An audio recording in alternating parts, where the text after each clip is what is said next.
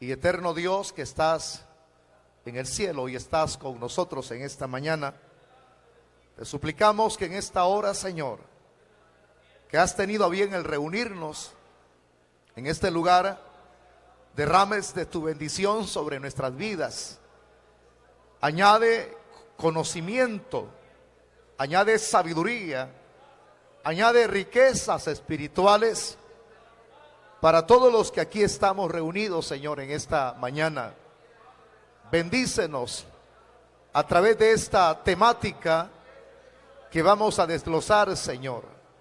Bendice a los oyentes de la radio, bendice a los que verán este mensaje en vivo a través de las redes sociales. Te pedimos que obres con poder, Señor, en aquellas personas que están necesitadas, los enfermos, los que tienen problemas económicos, familiares, problemas de amenazas. Pedimos que toda obra del diablo sea reprendida y que ahora, Señor, podamos centrar toda nuestra atención en tu palabra, la cual habrá de hablarnos, habrá de enseñarnos, y así, Señor amado, poder seguir haciendo tu voluntad. Es nuestra súplica, en el nombre de Cristo te lo pedimos para la gloria tuya, Señor. Amén. Abra su Biblia, por favor, en el capítulo 21 del libro de los Salmos. Salmo 21.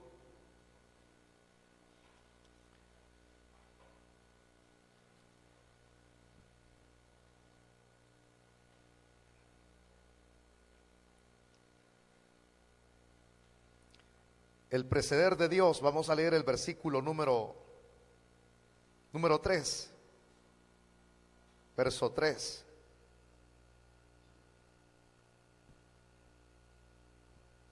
Dice la Biblia en el versículo 3 que vamos a compartir, de la manera como está escrita la palabra: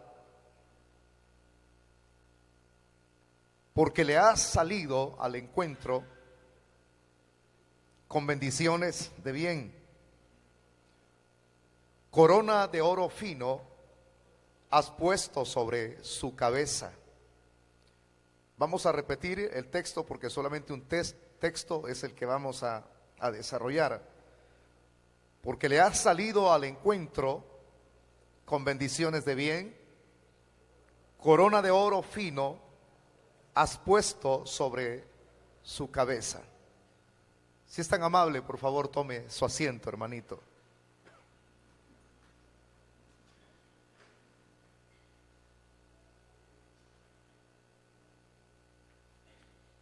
Haciendo un recordatorio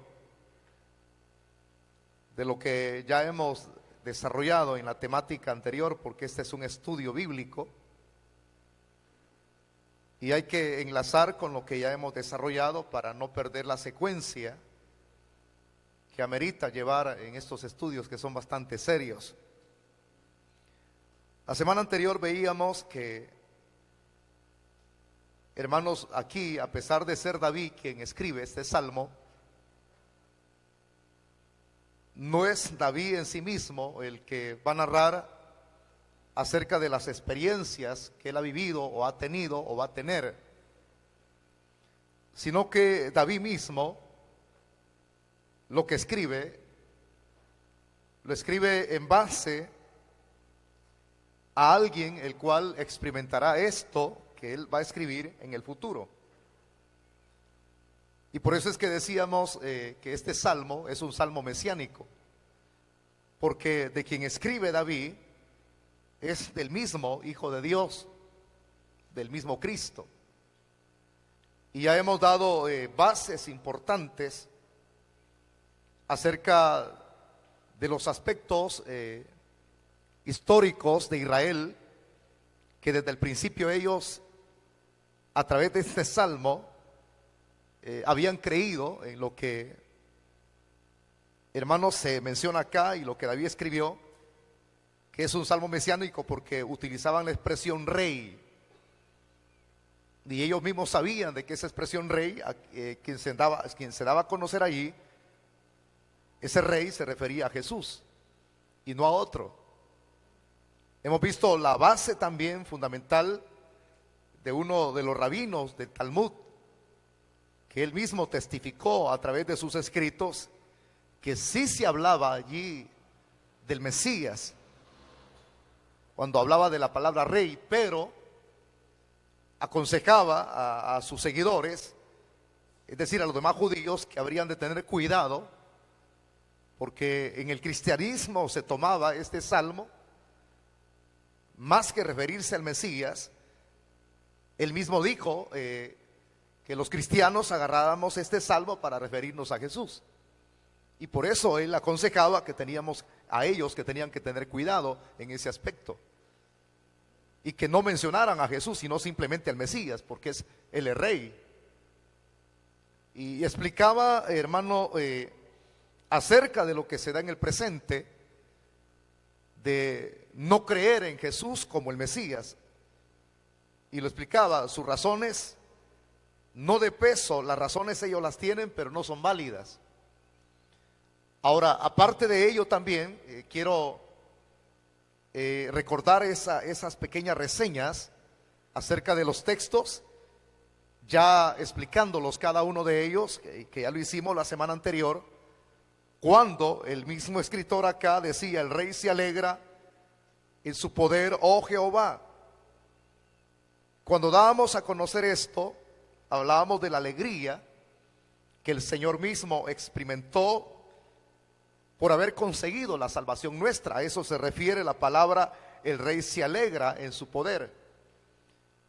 Imagínense qué glorioso es que el Señor, antes de consumar la salvación nuestra, ya había alegría en su corazón. Presentábamos el ejemplo de la epístola a los Hebreos, la cita bíblica, para aquellos que no estuvieron, es Hebreos capítulo 12, versículo número 2. Pero no nos quedábamos cortitos, sino que también explicábamos el versículo número 2, donde dice la frase: le has concedido el deseo de su corazón. Cuando hablamos de esa expresión, le has concedido el deseo de su corazón, hablábamos que cuando el Señor se presentó delante de Dios, Él puso un informe al dirigirse a Él en su oración sacerdotal. Y dábamos la cita bíblica en Juan capítulo 17, versículo 1 en adelante. Todo lo que el Señor pidió, siempre el Padre se lo respondía. No había cosa que Dios Padre no le concediese a su Hijo como petición. Si le dio todas las naciones, los confines de la tierra, ¿qué no le daría? Todo lo que Él pedía, la respuesta llegaba. Él no tenía ninguna interferencia, ningún obstáculo de por medio. Todo Dios Padre le respondía. Y eso es lo que da cuenta acá el versículo número 2. Le has concedido el deseo de su corazón. Pero aparte de eso, y dice: y no le negaste la petición de sus labios, jamás. Entonces ahí nos quedábamos la semana anterior, y hoy vamos a enlazar con lo que es la temática de esta mañana, que usted ya creo que apuntó el tema, ¿verdad? Y eso es muy importante. Si usted no trae un cuaderno, una libreta donde usted haga sus propios apuntes, al menos, si es suya la Biblia, mánchela ahí a la orillita, ¿verdad? Porque es suya. Y cuando usted vea, hermano, la escritura de su propio puño, usted va a recordar estos temas, estos estudios, en el momento cuando usted más requiera de ellos, es decir, cuando usted más los necesite. Vuelvo a recordar entonces, lo que vamos a desarrollar hoy se llama el preceder de Dios. Es un tema que nos va a enriquecer mucho, tanto a los que estamos aquí, como a los que nos están oyendo a través de la radio. La frase que tomamos del texto, del verso 3, dice: porque le ha salido al encuentro con bendiciones de bien. Le ha salido al encuentro con bendiciones de bien. Estas expresiones que aquí David escribió Hay una expresión que aquí se utiliza y es la palabra prevenir, prevenir o preceder. Y esa palabra prevenir o preceder, lo que significa literalmente es ir adelante. Repita la frase conmigo, es ir adelante. Esa es la expresión preceder, ir adelante. Si tomamos en cuenta esto, esta expresión tan pequeña, ir adelante, diga que usted ya entendió todo el tema. O sea, con solo esa frase que usted le entienda, ya entendió todo el tema. Pero si pasamos por alto esa frase pequeña, preceder, entonces no vamos a entender todo lo demás que habremos de desarrollar en esta mañana. Ahora, si la palabra preceder entonces es ir adelante, entonces yo puedo decirlo sin lugar a dudas, Dios Padre ha precedido a su Hijo con bendiciones. Ese es lo que significa el texto número 3. Dios Padre ha precedido a su Hijo con bendiciones. Pero para poder entender con mucha más lucidez esto de que Dios Padre ha precedido a su Hijo con bendiciones, hay una frase que un escritor utiliza y es una frase muy comprensible. No, hermano, apartándome de lo que es la explicación del texto. Y es así tan sencilla y tan fácil de entenderla, que dice así: antes que los santos, y refiriéndose a nosotros, antes que nosotros los santos muriésemos, ya Dios nos había salvado anticipadamente. O sea, cuando uno oye esa frase, uno comienza entonces como a abrirle espacio a la mente para entender muchas cosas que no las entendía antes. Como cuál, diría usted, nuestra mente muchas veces está tan cerrada que no pensamos en que lo que Dios hizo por nosotros, pensamos que Dios lo cumplió en su tiempo. Claro, Dios lo cumplió. Dios nos salvó en el tiempo en el cual Él había estipulado. No hay un segundo que se adelante o se atrase, y ni un minuto que se adelante ni se atrase, ni una hora que se adelante ni se atrase, o un año que se adelante o se atrase. En el pensamiento de Dios para salvar a los hombres, Él los salvaría en el tiempo exacto. Por eso es que algunos decimos, hoy que estamos en el Evangelio y que disfrutamos de las bendiciones de Dios porque somos bendecidos, y como estamos en esas bendiciones, uno dice, le dice al Señor, ¿verdad? Señor, ¿por qué no me salvaste antes? Para que yo haya disfrutado de lo que ahora yo estoy disfrutando en ti. Algunos venimos al Evangelio en una edad avanzada. Otros fuimos llamados muy jóvenes. Yo fui llamado a la edad andaba sobre los 19 años. Otros fueron llamados desde muy chicos, criados en el Evangelio, instruidos en el Evangelio, y nunca se apartaron. Y no se han sentado en silla de escarnecedores, sino que se han mantenido. Tienen esa bienaventuranza de no haber conocido el mundo. Otros fueron llamados en edad adulta, siendo adultos jóvenes. Entonces, cuando uno ya está de acorde a esas etapas en las cuales uno fue llamado, por ese disfrute que hay, uno dice, Señor, ¿por qué no me llamaste cuando era un niño? ¿Por qué no me llamaste cuando yo tenía 10 años, 12, 13? Y allí es donde uno comienza a abrir lo que estaba cerrado. Claro, esto se hace no por nosotros mismos, quien lo hace es el Señor. Porque uno comienza a entender cosas que no las entendía. Entonces, claro, en ese instante Dios no le da una respuesta. Fíjate, hijo, de que yo no lo hice, no te salvé cuando tenías 10 años porque esto y esto y esto. No, no es así. Sino Dios comienza a abrirle la mente a uno que estaba cerrada.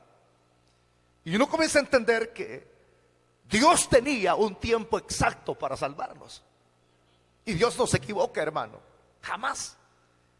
Tenía el segundo exacto, quién le iba a entregar el tratado, o quién lo iba a invitar a un grupo de crecimiento, o quién lo iba a invitar a un recinto donde la iglesia se reúne.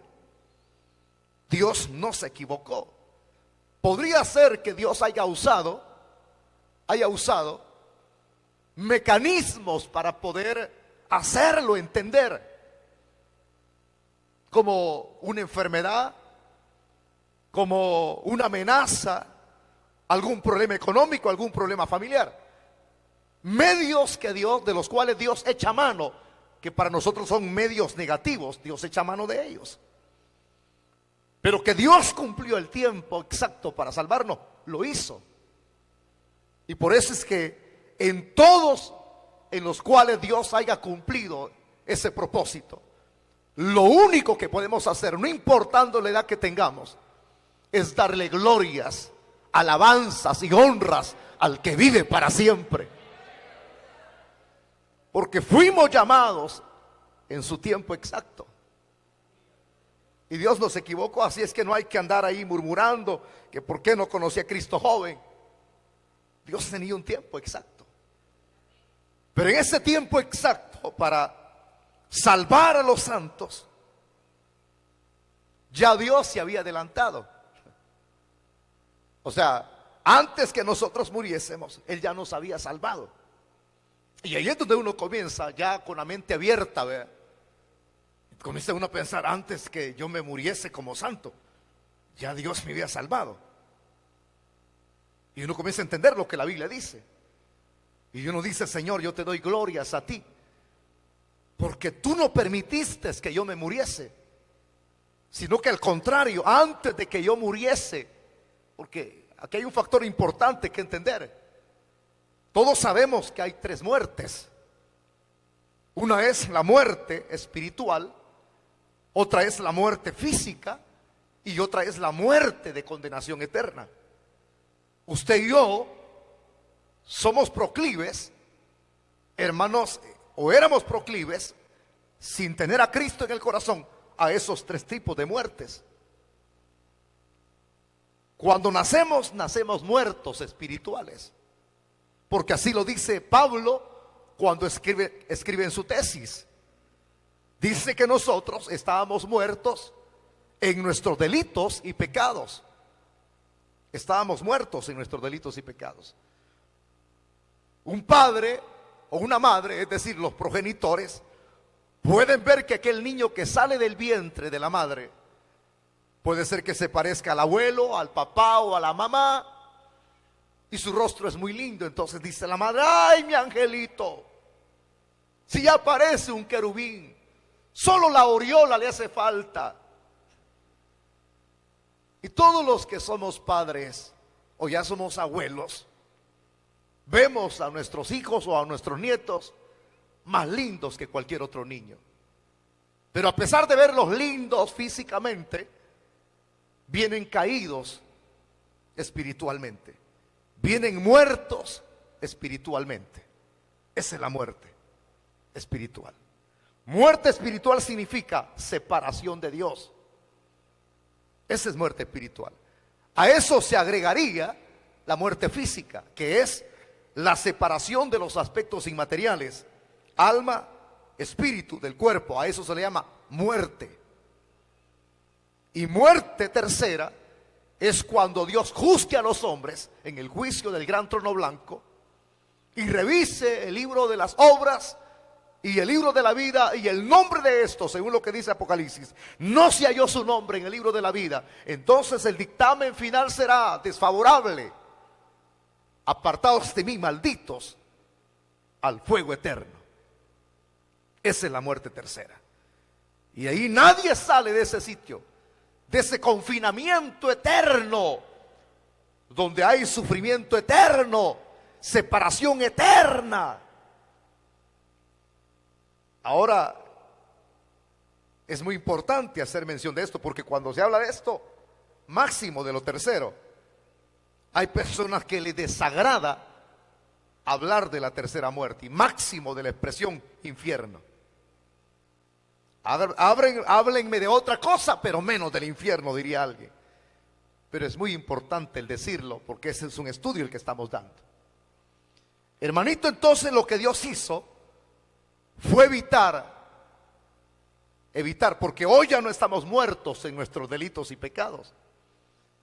Si así lo dice Pablo cuando reza en su tesis, estábamos muertos en nuestros delitos y pecados, viene él y agrega lo extraordinario.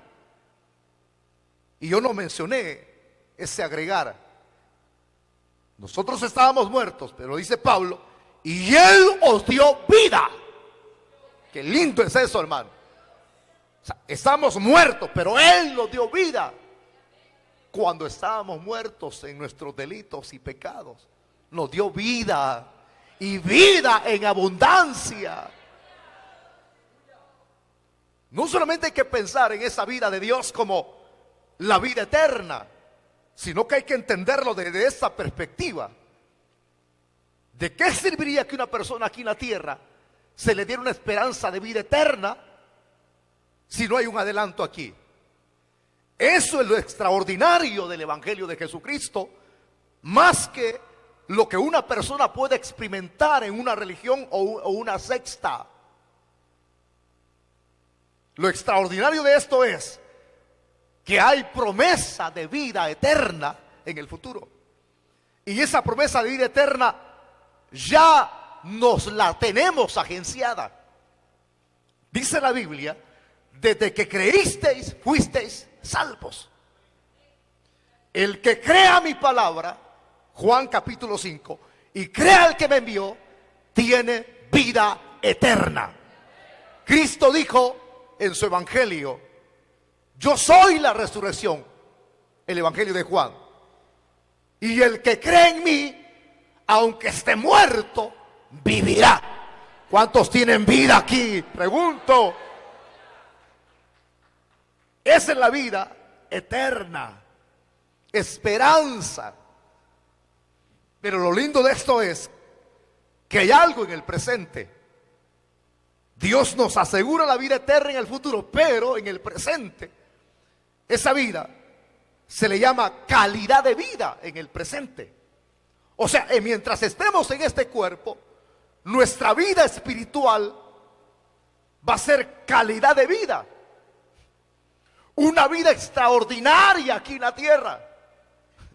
Y eso es lo que muchos no experimentan. Usted va a ver cristianos aburridos, va a haber cristianos apáticos, cristianos todo el tiempo entristecidos, cristianos todo el tiempo amargados, murmuradores, quejistas, solo quejándose por todo. Y cuando usted se enriquece y lee, uno llega entonces como a un cuestionamiento y uno dice, bueno, ¿y este en qué está entonces? Si solo quejándose pasa, solo murmurando pasa, solo amargado pasa. Usted va a ver cristianos en el ámbito, en su desenvolvimiento no secular, va a haber cristianos que solo enojados pasan. En el trabajo, no me hable, contestan mal a sus jefes.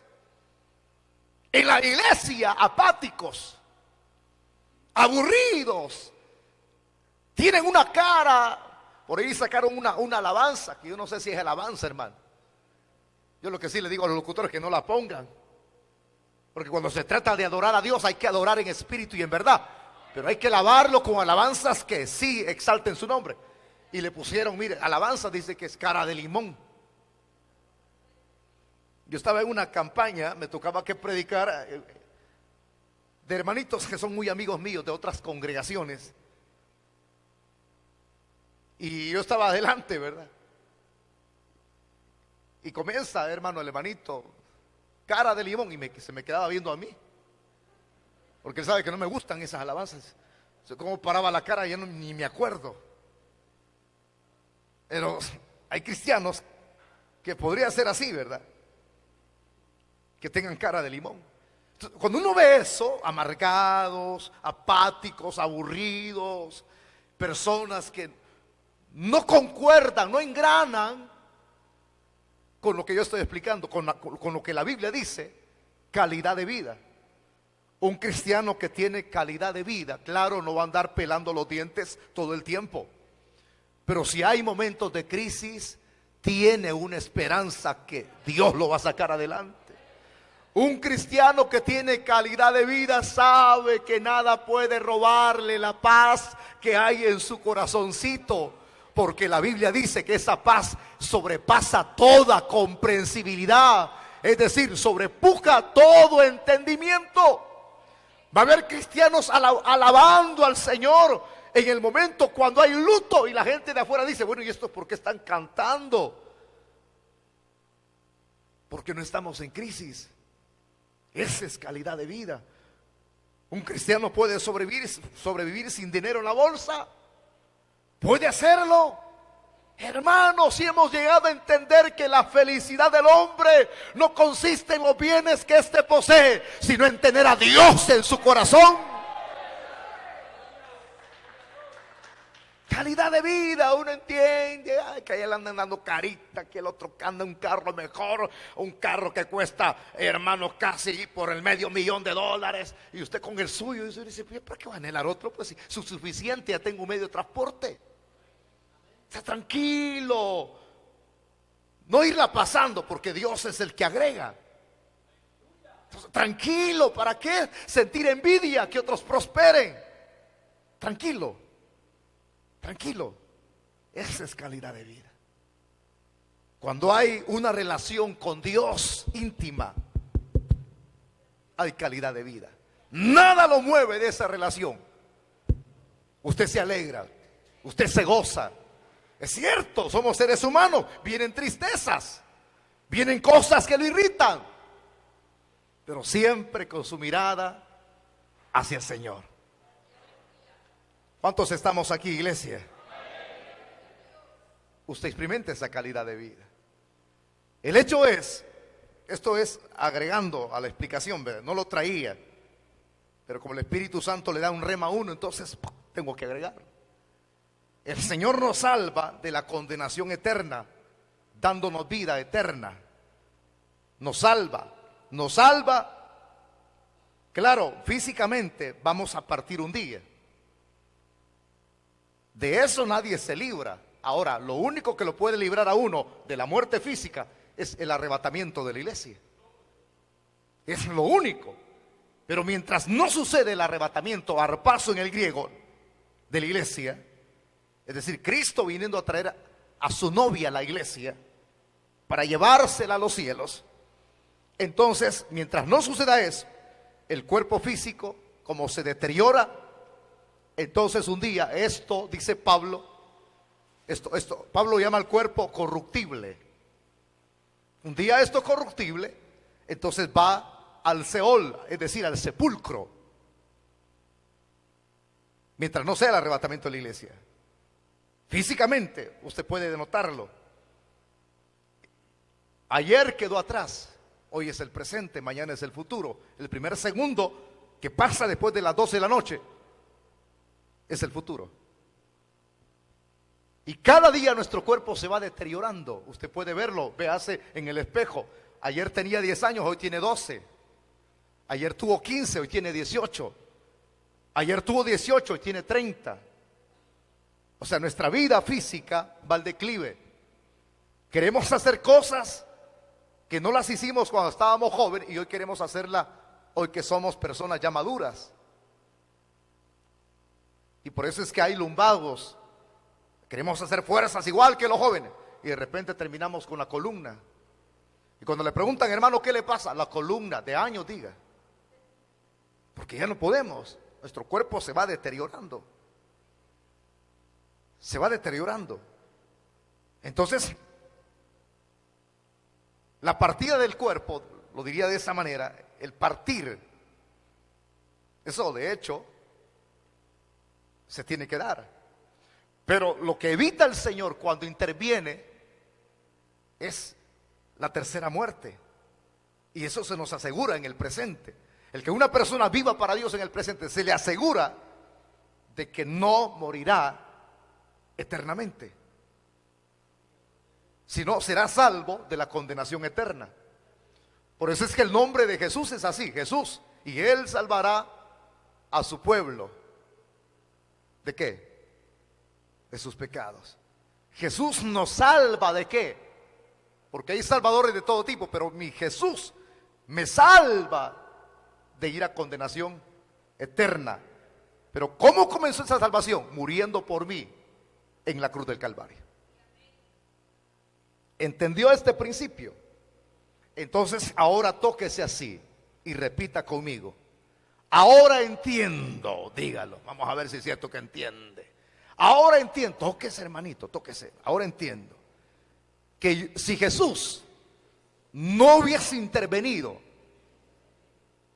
entonces yo hubiese sido condenado.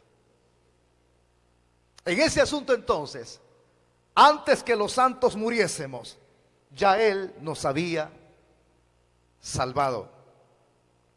Nos había salvado. Nos había salvado. Por el mérito anticipado de la muerte de su Hijo Jesucristo. Qué lindo es entender esto. Por eso es que otro escritor utilizaba otra frase, decía, refiriéndose a nosotros: antes que Él venga, nosotros vemos como creyentes el día en que el Señor va a venir y estamos contentos. ¿Cómo está eso? Estamos hablando de la segunda venida de Cristo. La esperanza bienaventurada le llama la Biblia. Cristo no ha venido todavía por segunda vez. La segunda venida de Cristo está dividida en dos partes. Una es la palabra en el griego, acabo de mencionarlo, arpazo, y la otra palabra es parusia. El arpazo es arrebatar, trasladar. En ese traslado, nosotros pensamos en eso a la luz de la Biblia. No ha venido todavía y creemos que Él vino. O sea, voy a volver a repetir la frase. El Señor no ha venido todavía, pero nosotros, sus santos, los creyentes, vemos ese día porque estamos contentos. O sea, hay algo que nos traslada al futuro. El Señor no está aquí ahorita, perdón, en el aspecto de cumplir la palabra al paso, arrebatar. Pero sí vemos ese día. ¿Por qué? Porque la Biblia ya nos habla de ese día. Y a eso se le llama preceder. A la luz de la Biblia, Dios Padre, a través de este legado, nos habla lo que habrá de suceder en el futuro. Yo no necesito que me lean las manos, ni que me tiren las tarot, las cartas. Por allá fuimos con mi esposa a una librería muy grande de San Salvador. Andábamos buscando unos libros.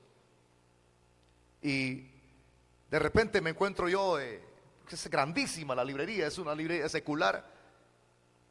Y andaba buscando unos libros de C.S. Lewis, este escritor que escribió el libro de Narnia y otros libros más, porque ese libro de Narnia fue llevado a la cinematografía de Hollywood y ahí es donde sacaron una película que creo que es una trilogía, ¿verdad? Entonces la película de Narnia, entonces, quien escribió esa película, el libro, el guión original es un cristiano. Ya murió, él ya murió, pero sus libros han quedado ahí. Inclusive hasta en las mismas universidades lo recomiendan porque tiene varios libros.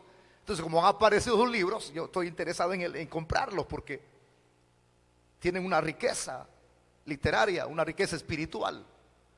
Entonces, buscando el libro ese llamado Cartas a mi primo el diablo, se llama el libro, ¿verdad? Entonces, buscando ahí en el estante y voy viendo abajo, hermano, una figura de unos demonios. Y de repente ya mi esposo me dice: ¿y eso qué es? En una cajita. Y ahí decía bola de cristal. Entonces había una bolita de cristal y yo le digo: qué tremendo, ¿en dónde nos venimos a meter? Le digo. Entonces, claro, ahí venden libros, ahí están clasificados los libros como religión, historia, geografía, arqueología, grandes pensadores, filósofos. Entonces hay diferentes tipos de libros. Y veo yo la cuestioncita así, algo así, una cajita. Hay gente que la lleva por cantidades en nuestro país. Pero para que alguien que es conocedor de la Biblia va a necesitar una bola de cristal. Si yo ya sé que mi futuro ya está asegurado, porque hubo alguien llamado Dios Padre que accionó y se adelantó para darme a conocer cuál es mi futuro. Ese es el proceder de Dios. Cuando tú estés aquí, Dios ya se te adelantó. Tú y yo estábamos aquí muertos, pero Él se adelantó y dijo: te voy a dar vida. Y el medio para salvarnos fue su Hijo. Ese es el proceder de Dios. Si no lo entendíamos, entonces usted de aquí en adelante va a ver frases como estas en la Biblia que rezan así: antes que nosotros abramos nuestros labios para pedirle algo a Él, Él ya sabe qué es lo que usted va a pedir. Ese es el proceder de Dios. Ese es el proceder de Dios. Antes que usted vaya a decirle: Señor, aquí vengo, Señor, y usted, antes de que se ponga de rodillas, Dios ya sabe todo lo que usted le va a decir. Dice que esto, hermano, así, hace como 10, 12 años, 15 años, un hermano me andaba enseñando a manejar. Y agarramos la ruta aquí de Tiquisaya. Y él era un hermano muy amigo mío. Él ya partió a la presencia del Señor. Entonces, muy amigo. Y en ese, y me iba instruyendo, ¿verdad? Así se agarra esto, así se hace. Cuando íbamos hablando de la Biblia, y yo le digo: hermano, ¿y usted por qué no le gusta orar cuando entra a la iglesia el día lunes? Y se sale. Es que me dijo: yo ya leí la Biblia, me dijo, y usted me va a explicar, me dijo. ¿Para qué le voy a pedir si él ya sabe lo que le voy a pedir?, me dijo. Entonces dije yo: este me está dando cátedra. Pero le dije: a pesar de que Dios ya sabe lo que usted le va a pedir, usted siempre tiene que pedirle, porque Él nos manda. Que usted no sea una persona muda. Sí, pero como Él ya sabe, me dijo, que todos me caen mal en la iglesia. Así me dijo mi hermano. Por eso es que no le pido, porque era un hermano de carácter fuerte. Ya le digo, ya no está aquí, ya partió. Y vengo y le tuve que hacer recordar algunos textos bíblicos en los que Cristo nos motiva a pedirle a Él. Aquel texto tan conocido que todos nos podemos de memoria: pedid y se os dará, buscad y hallaréis, porque el que pide y que busca, halla. Jeremías, el teléfono de Dios, ¿a qué nos motiva?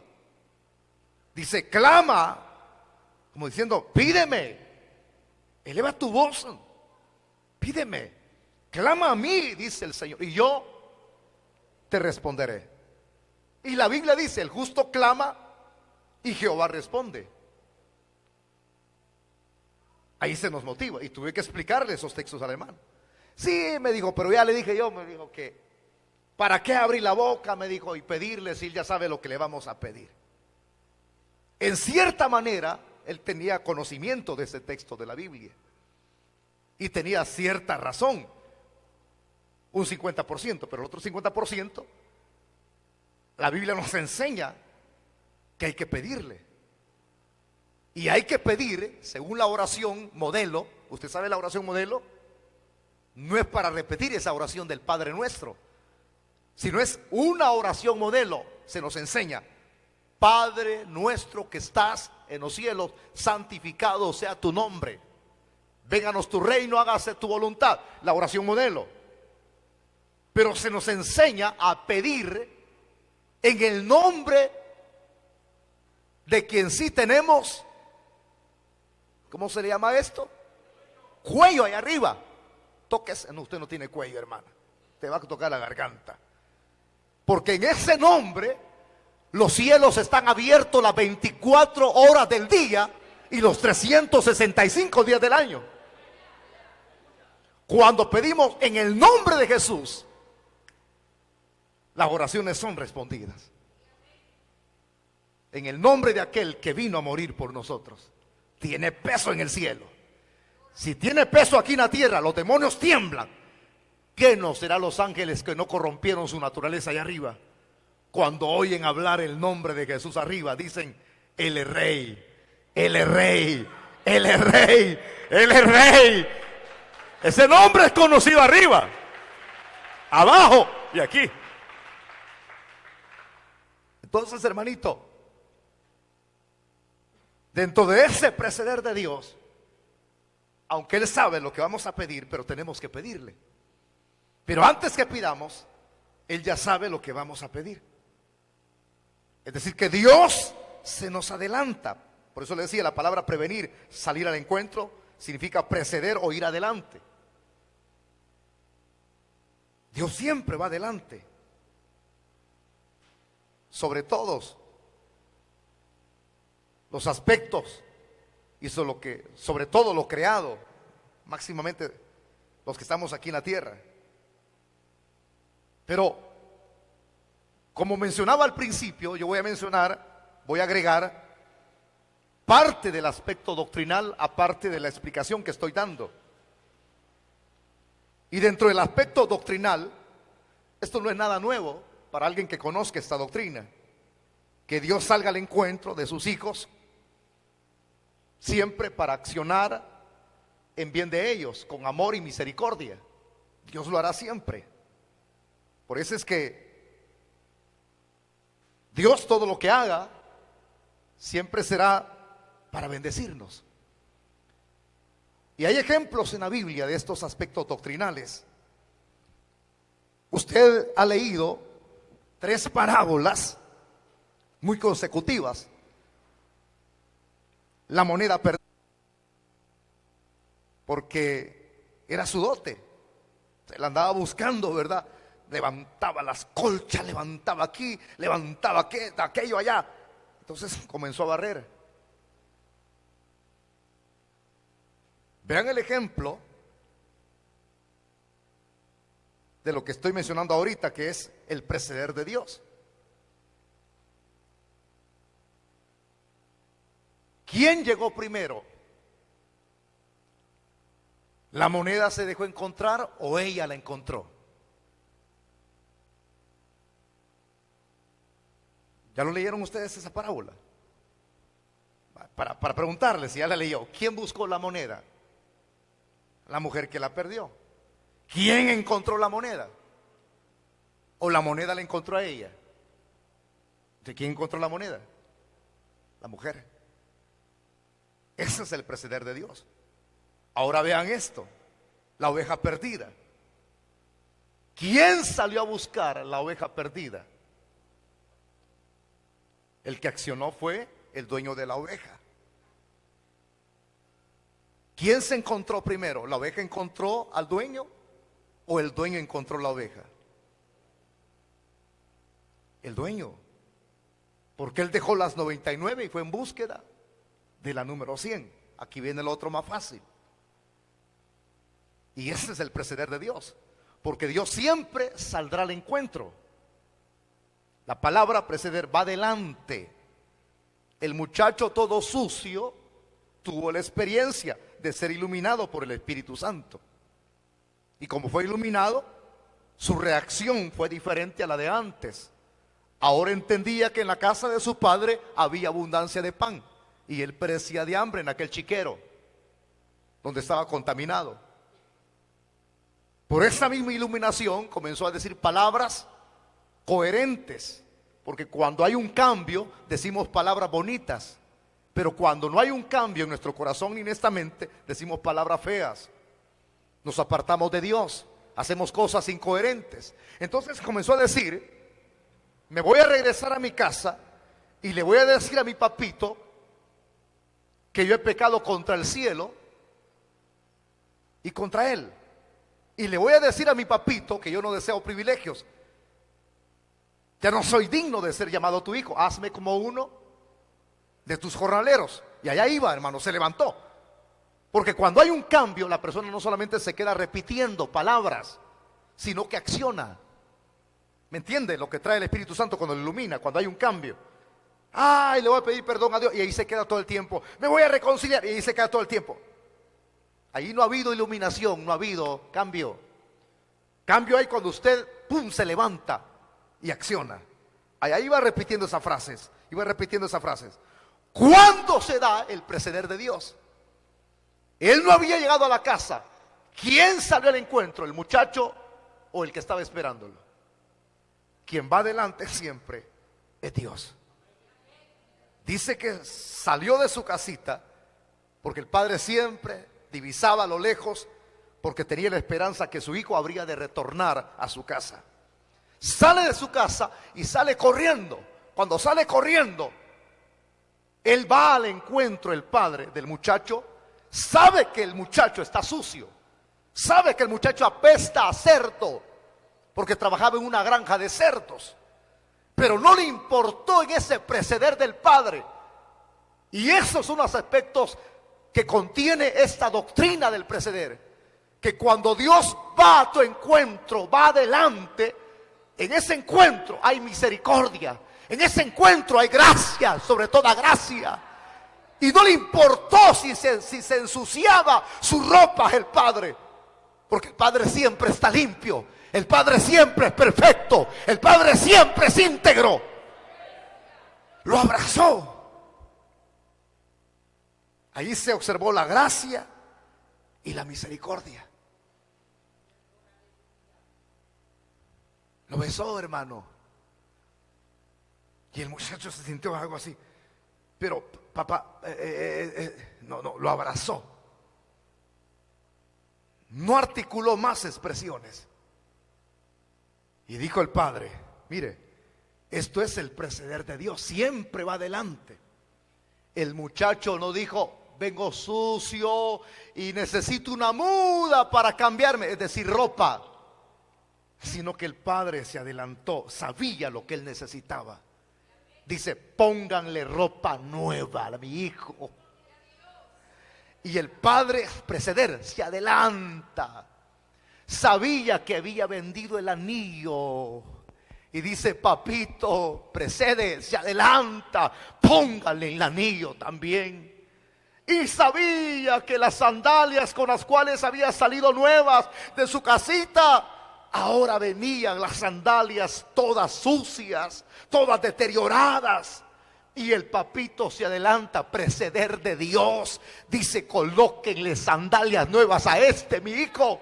Y el padre se adelanta y dice: no, tú no mereces chilillazos, ya suficiente reprensión has tenido allá, ya suficiente experiencia has tenido, ahora voy a hacer esto, el preceder del papito, hagámosle fiesta a mi hijo, porque perdido era y ha sido hallado. ¡Aleluya! Ese es el preceder de Dios. Y así será siempre. Así será siempre. La actuación de Dios en favor de una humanidad deteriorada por el pecado, que ha perdido los valores éticos, morales, espirituales. Dios estará siempre adelante. Hermano, por eso es que cuando yo estudiaba esto, ¿sabe cómo me sentía? Yo dije: Señor, antes que yo dé un paso, tú vas adelante de mí. Oh, yo rogando que me bendigas y tú ya me bendeciste. Entiende que es entender esta doctrina. Alguien escribía las siguientes frases. Las escribía y son frases llenas de sabiduría. Dice: yo no te pedí un reinado y me has hecho rey.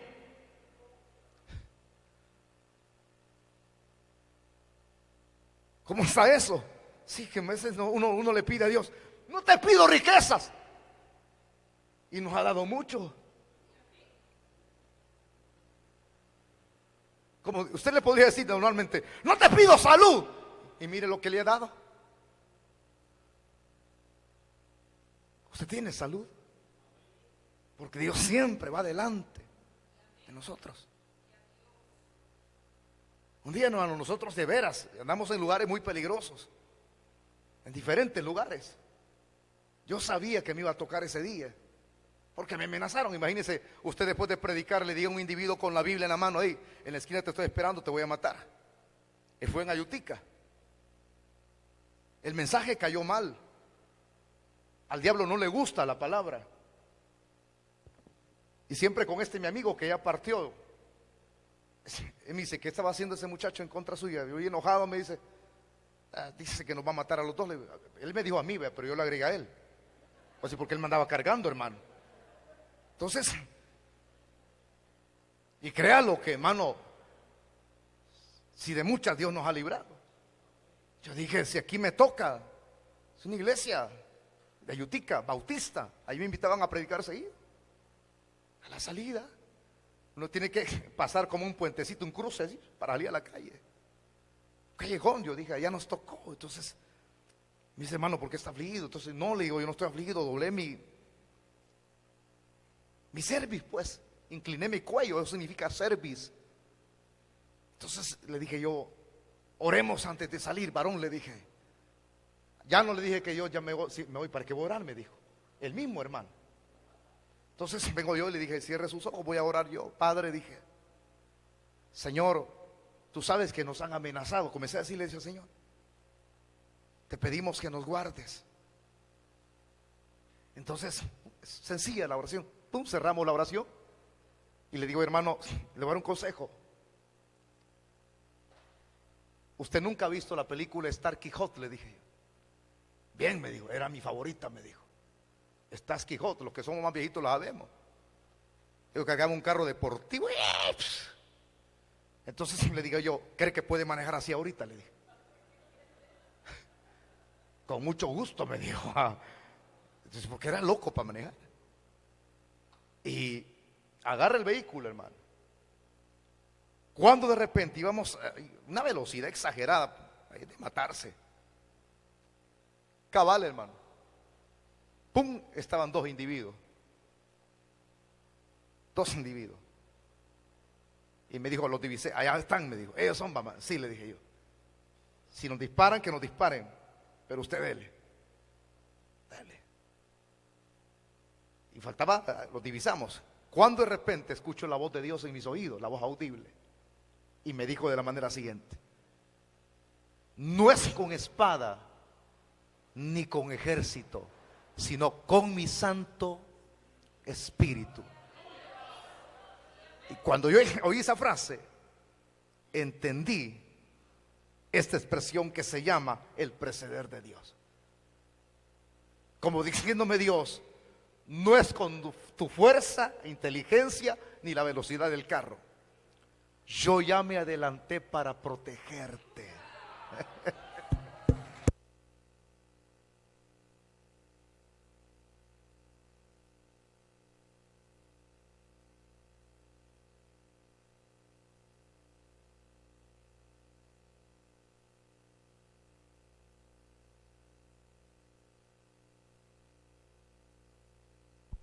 Sí, pues, humana, más que solamente la de Dios. Y ahí, hermano, claro, salimos zumbados en el vehículo. Pero ante un individuo armado, se le dispara, nos hubiera matado. Y así lo voy a decir, cuando pasamos a una grande velocidad, con las pistolas en las manos se quedaron.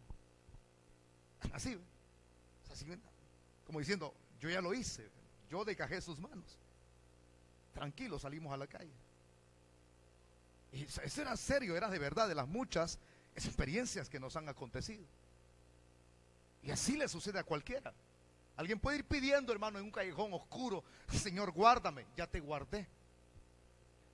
Ese es el preceder de Dios. ¿Por qué? Porque yo siempre voy adelante de ti. Ahora, es muy lindo entender esto. Señor, respóndeme, tengo un problema económico.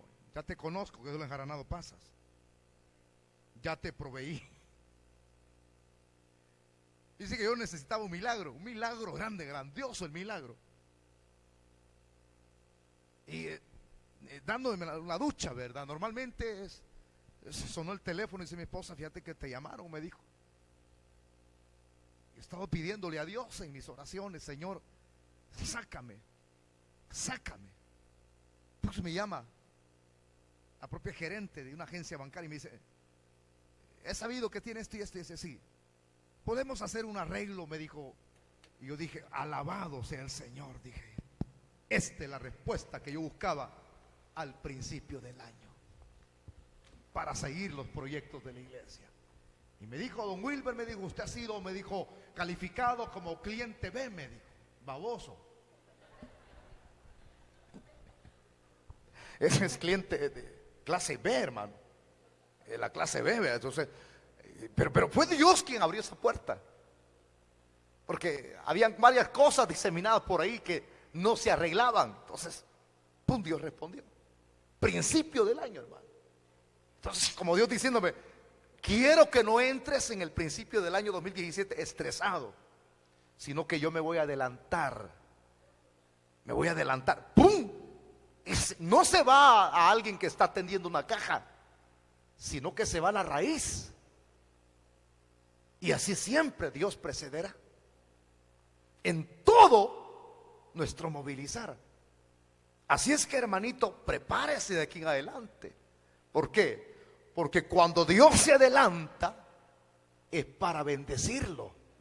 Levánteme su manita, ¿cuántos quieren ser bendecidos aquí? Para bendecirlo.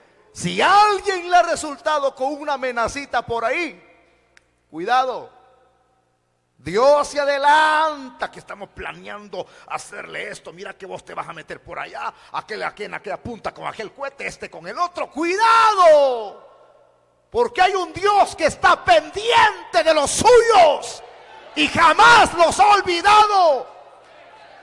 Si de Israel se dice que los tiene grabado en la palma de sus manos, ¿qué no será con nosotros que estamos en su corazón? Alábele que Él vive.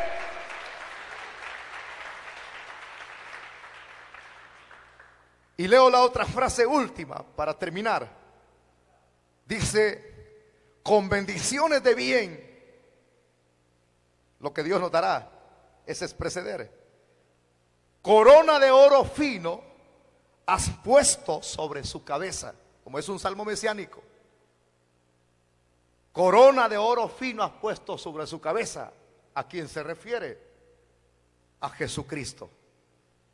Acuérdese en primera instancia cuando Él fue al martirio, ¿qué le colocaron a Cristo en su cabecita? Una corona de espinas, señores. Eso le colocaron en su cabeza. Esa corona de espinas que le colocaron al Señor sobre su cabeza, ahora esa corona de espinas ya no la tiene. Ya no la tiene. Ahora, según lo que dice el texto aquí, corona de oro fino has puesto sobre su cabeza.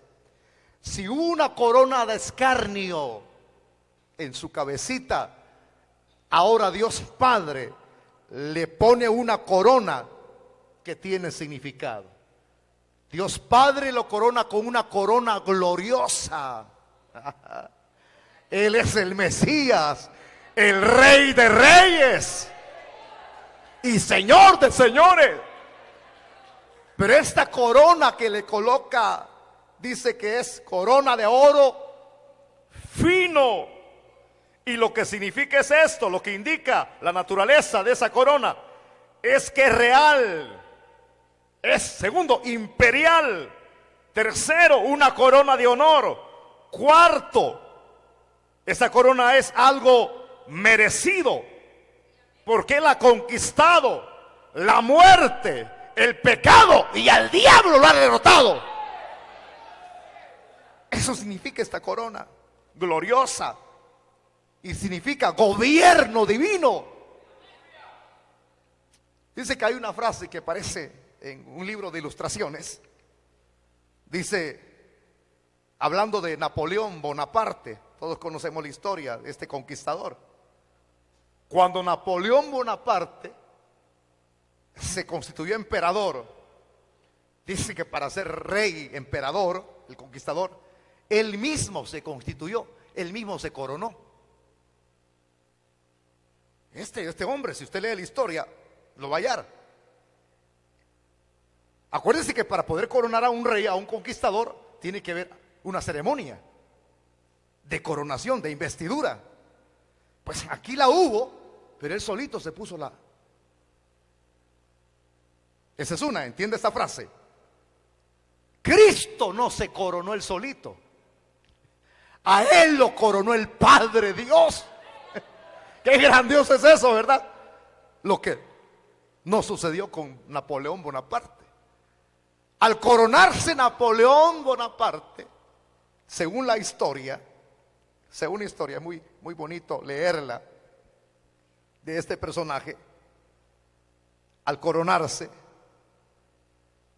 su vida de conquistador no trascendería más todavía, sino que moriría.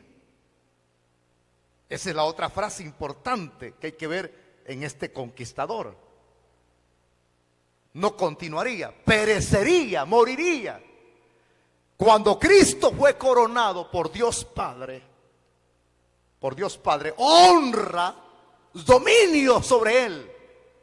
Su reino no sería para 3 ni 4 años ni 5 años más, sino que su reino, distinto al de Napoleón, sería un reino eterno y para siempre. ¿Qué dice la Biblia en el libro de Daniel? La imagen aquella que se interpreta por las 4 naciones antiguotestamentarias, que habla de manera profética desde la cabeza hasta los pies. En todo ese cuerpo de la imagen hay un significado. Babilonia, los medos y los persas, el imperio helénico comandado por Alejandro Magno, el griego, y el cuarto, el último, el imperio romano. ¿Escuchó lo que le referí? Desde arriba venía una piedra que iba directamente hacia la imagen, y cuando iba hacia la imagen, ¡pum!, le dan los pies y se comienza a desboronar. Porque los gobiernos de este mundo se desboronan y caen, y sus legisladores pasan. Pero aquí hay algo lindo en el libro de Daniel, que cuando pegó en los pies de aquella imagen, la desboronó, y de ese impacto fulminante se formaron unos montes. Y la palabra montes en la Biblia, proféticamente hablándolo, significa reinos.